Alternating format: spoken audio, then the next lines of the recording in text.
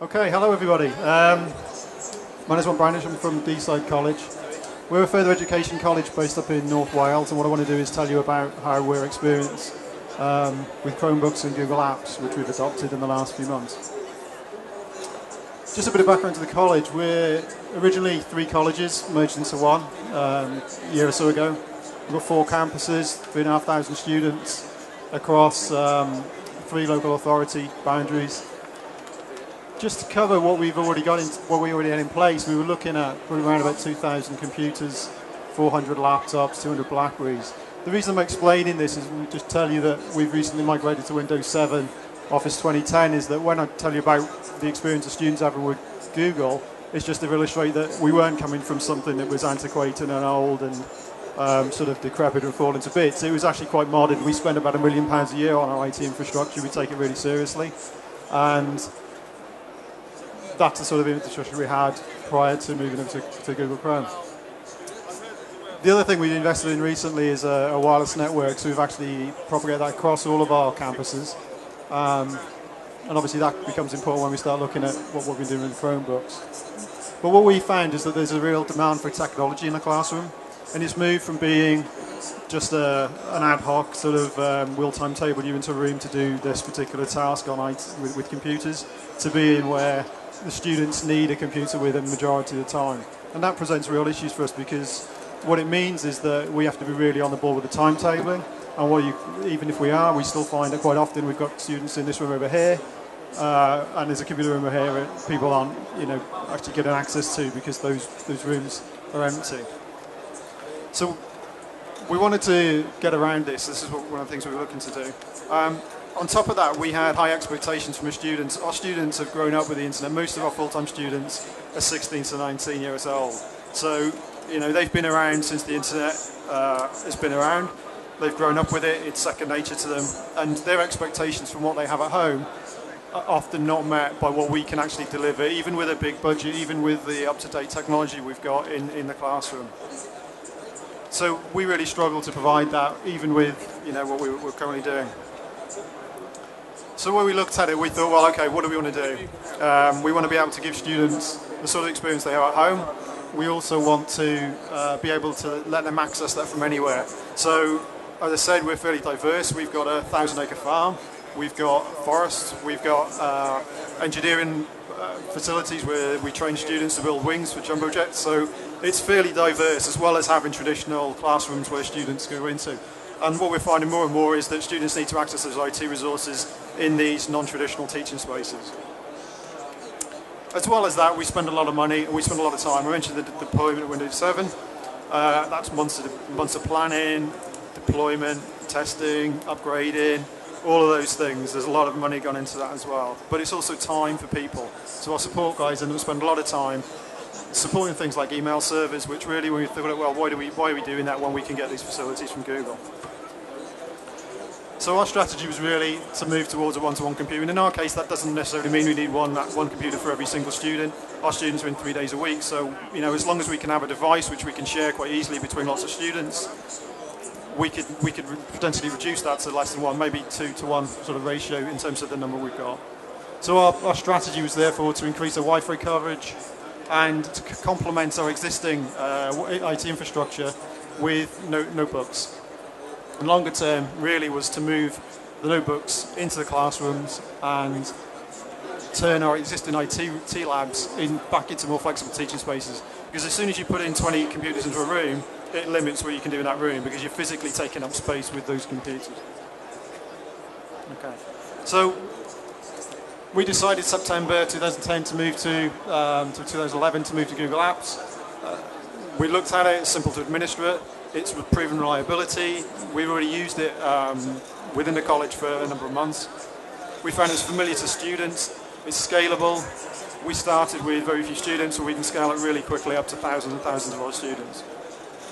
Storage, we get 25 gigabytes of email space, a gigabyte storage space, but that's only if you're not using Google document formats, in which case it's unlimited storage space.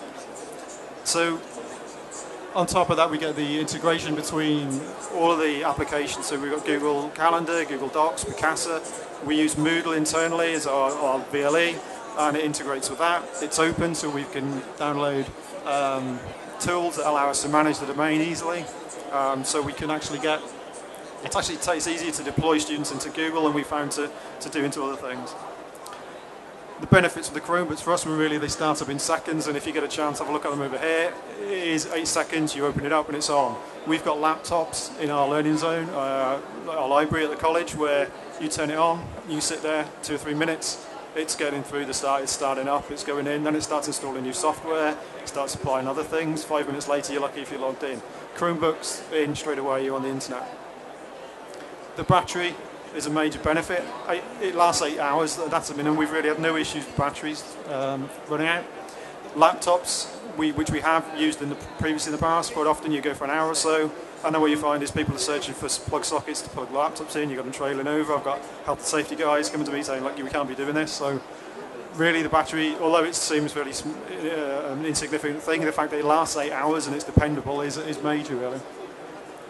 In terms of the operating system from an IT guy's point of view, there's absolutely nothing to do with it. Okay? There's nothing to install, you don't patch anything, you don't update anything, there's no operating system install. You can install apps for students through the centralized deployment, but you don't actually have to go to each individual device and install these applications. So we can centrally enroll it. We basically enroll the students and away you go. And they're multi-user friendly, so you can actually take it, give it to another student, they log in, they get their stuff. You give it to another one, they log in, they get their stuff. So we can get a whole batch of Chromebooks in, and all we do is we turn them on, we press a key combination, we log in, we let it update, we turn it off, we wheel it out on a big trolley to the students, and that's pretty much it. If they have a problem with them, we say turn it off, turn it on. And normally the issue that we have is that it drops its Wi-Fi connection, and that will just normally pick it back up again. There's really nothing for us to support, which means we can roll them out really easily. So the way we've done it is we've got laptop trolleys, storage cabinets where we put the Chromebooks in. They're located in areas, they can wheel them into the classrooms, students can get them out and they can use them, so they just share them. We've so far, I'll come on to the numbers in a minute, but we've got around 250 at the moment. We do an initial training session with each class just to get them online, to give them their username and their passwords, and then we provide additional support after that for the tutors. But what you tend to find is the students, certainly our age range, need very little training. Most of them are online. Once you give them the password, they're in there, they're using it straight away. Okay, so our experience was really, we started with 30 Chromebooks and we rolled out to 60 students. The day after we rolled it out, I got dragged into another class saying, we want this. The students were basically demanding they wanted the same as the other group had already had. So we ordered them again, and we ordered them from Google, and they came in really quickly. So as of today, we've got about 250. I've had an email this morning, which I just checked. I've got another people wanting more. We're probably going to order about another 100 before the end of the month. Students, we find, just get being and working online because that's what they used to at home. If you look at all the statistics about what students do at home in between different age ranges in terms of their access to the internet and what they use, the majority of the time they're online, they're using things like Facebook, they're using Twitter, they're using Gmail at home, so it's just second nature to them. And they're overwhelmingly positive. So this is probably the most rewarding thing I've done as an IT manager in the college over 15 years or so, is to actually walk in a room with a bunch of students who really look at me and say, okay, it's a middle-aged guy telling me about IT, I'm really not interested, and then about 30 minutes later they're all like, oh well, this is really cool. This is way better than what we already had. Cool is a word they use quite often. One of the best ways I had was when somebody sort of sat there and thought about it and they said, what do you mean, so everybody on Google's looking after my homework? I said, well yeah, that's pretty much it. I actually took our principal of the college around because he was so, well, what are these things, what are you talking about? Took him down to a room, and we'd only had him about a week. I said, completely unannounced, I walked into the room and the students were all there. And they're all using the Chromebooks. And I said, look, can you give us a bit of feedback? And it was as if I'd paid them to give all the kind of rote answers back to him. And it was I think he still thinks I did, but I didn't. They were coming back with things like, well, it's brilliant, we don't have to carry memory sticks around anymore. We can share our work easily with our tutors. It's what we want. This is a lot better what we normally use. In terms of staff, what it's meant is, initially, this was really to fill a gap to give this IT within the classroom, but what they're now realising is that it can change the way they teach, because they can collaborate with the students, they can communicate with the students can share their work with the tutors can see that work. We've had students sat at home who are ill, working on something, and the tutors comment on it and sending it back just as if they were the other students in the classroom. And for them, there's a huge potential in terms of the way they interact with the students. And one of the things we're looking at now is to roll this out to our, we do a lot of work-based learning training where we go out to employers and we train people in the workplace. And we see this as a massive thing for them to do, and we're looking to roll out the Chromebooks with 3G to those learners so they can actually, when they get a break, they can sit down, they can do a bit of work, and it's saving us time, it's saving us money. Okay, in terms of our future plans and from our IT staff's point of view, as I said, our IT staff really, there's nothing to do. It's the least amount of administration we've got of anything we've got, seriously. All we need to do is we provision user accounts, and we do that by just downloading an Excel file, like a CSV file, which we upload into Google Apps. That creates a student's account, just provisions everything. That gives them a Google Apps account, and that's what they need to log into the Chromebook. So we just hand them a Chromebook, they log in, and away they go. It's that simple. Google support is excellent.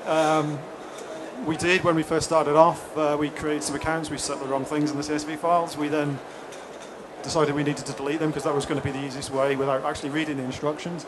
And I actually deleted a user account. And I know what the problem would have been if we'd have done the same thing and deleted all our work on our normal servers. We would have to go and get backup sets and tapes and try and restore it and find it and all those sorts of things. I just phoned up Google, half an hour later, the account's back, all the work's back, everyone's happy, I don't look like a complete idiot. So in terms of our future plans, we're going to roll Google Apps out to everyone, because whether you've got Chromebooks or not got Chromebooks, you should really try Google Apps. It's brilliant, it changes the way you do things. As long as you've got an internet connection, you've got a web browser, you should try it. And if you get people on that, and if you're using that, then get Chromebooks, because Chromebooks are so easy, it's really a no-brainer. You just open up and away you go. Okay? I'll be around for a minute. If anyone's got any questions, please come up and talk to me.